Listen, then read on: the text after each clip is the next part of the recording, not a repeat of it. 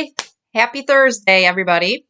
So we're going to finish chapter 5 today of the chapter called It, and we'll start out with the core practice. Find a comfy spot to sit, close your eyes, and take deep breaths.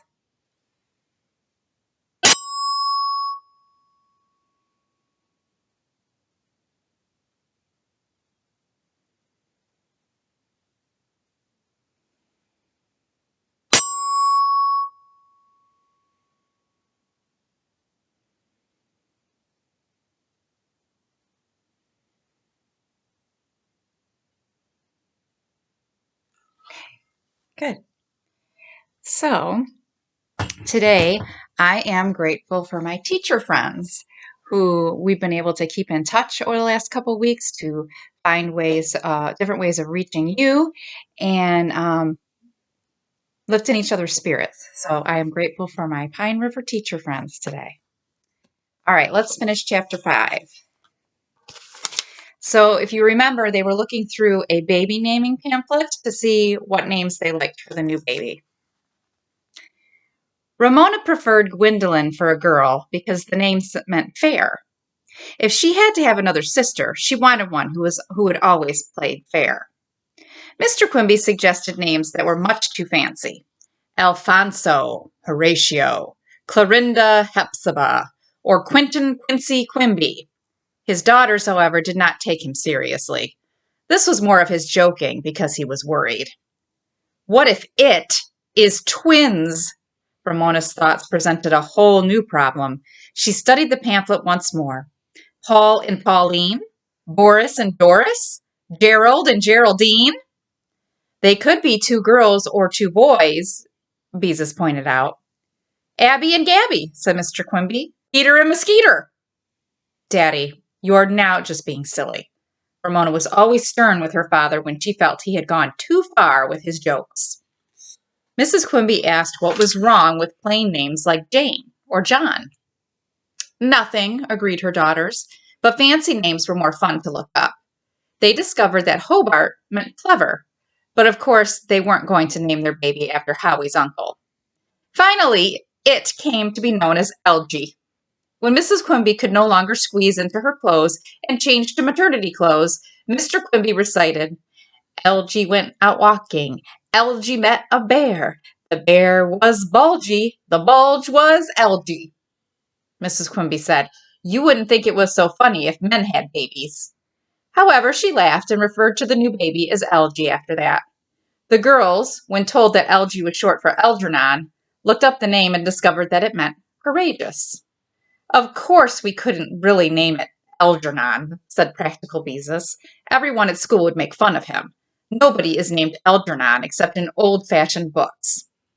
Besides the fun of finding names, Beezus and Mrs. Quimby watched for sales of baby clothes.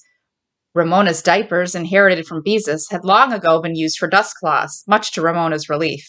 She did not like to be reminded that she had ever worn diapers. On TV, babies wear disposable diapers, she told her mother. Much too expensive, said Mrs. Quimby. All the Quimbys' needs seemed too expensive. Still, no letters arrived asking Mr. Quimby to report for an interview.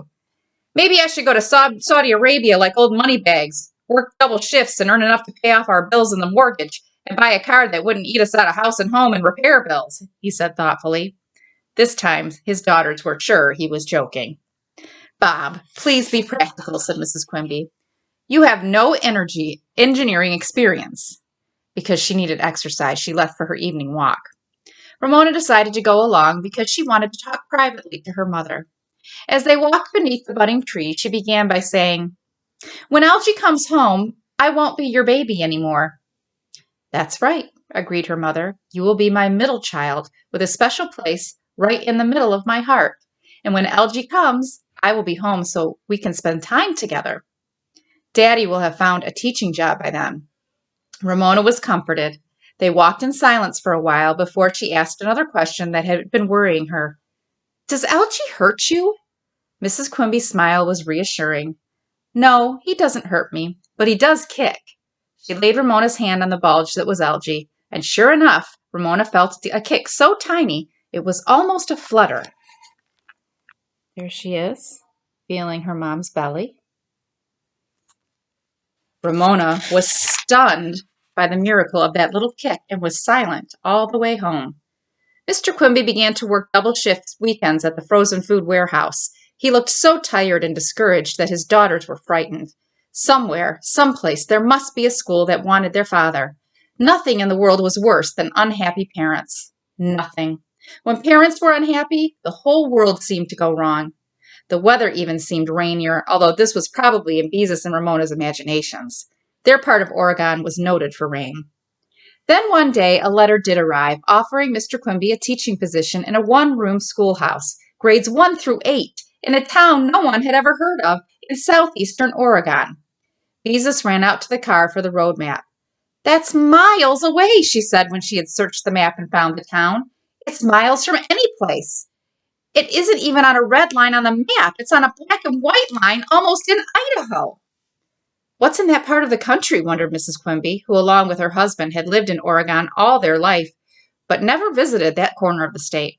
"Sagebrush, I guess." Mr. Quimby was vague. "Juniper? Lava rocks? I don't know." "Sheep. I learned that in school." Beezus did not seem happy about her knowledge. "Hooray for the Portland Public Schools!" Mr. Quimby's hooray did not express excitement. "Lambs are cute," ventured Ramona, hoping to make her father feel better about his offer. "But our house," said Mrs. Quimby, "and a new baby." No one had thought that the family might have to move. "And Picky's grave." Ramona assumed her most sorrowful expression. "We would have to leave his little grave." "If I were single," Mr. Quimby seemed to be thinking out loud, "I might enjoy teaching in a one-room schoolhouse for a year or two." "But you've got us," thought Ramona, "and I don't want to leave Howie and my friends at school and Aunt Bee and all our nice neighbors." "It sounds like Laura Ingalls Wilder," said Beezus, "only with sheep." "Bob," Mrs. Quimby hesitated, "if you want to take the job, you could rent our house. A small town might be an interesting experience for the girls until you found a job in the city." Strangers in their house? Some bratty child in her room, marking up her walls with crayons? "Please, Daddy," thought Ramona with clenched fist. "Please, please say no." Mr. Quimby sat tapping the end of a ballpoint pen against his teeth. His family waited, each thinking of the changes that might be made in her life. "No freeways," he said, as if he were still thinking out loud. "Blue skies. Open spaces." "We have blue skies here," said Ramona, "except when it rains." "No big library," said Beezus. "Maybe no library at all." Mrs. Quimby kissed her husband on the forehead. "Why don't we think it over a few days? Now that you've had one offer, another one might come along." "Good idea," announced Mr. Quimby, "but I need a steady income and soon." He patted the bulge that was Algie. "Daddy," ventured Ramona, "if you don't teach in that school, promise you won't leave us and go to the Arabian Nights place, please?" "Not with Algie on the way." Mr. Quimby hugged Ramona. "Anyway, I understand that camel spit." "Just like Howie's Uncle Hobart used to do," said Ramona. Somehow the whole family felt better knowing that one school wanted Mr. Quimby, even if he was not sure he wanted the school. And that's the end of Chapter 5. Chapter 6 is called A Surprise, Sort of. So maybe you can do some predicting about what you think the surprise might be. I don't know. Could be about the baby. Could be about Mr. Quimby. I don't know. Maybe about Howie's uncle. Who knows? All right. Well, I hope you have a great day, and we will keep reading tomorrow.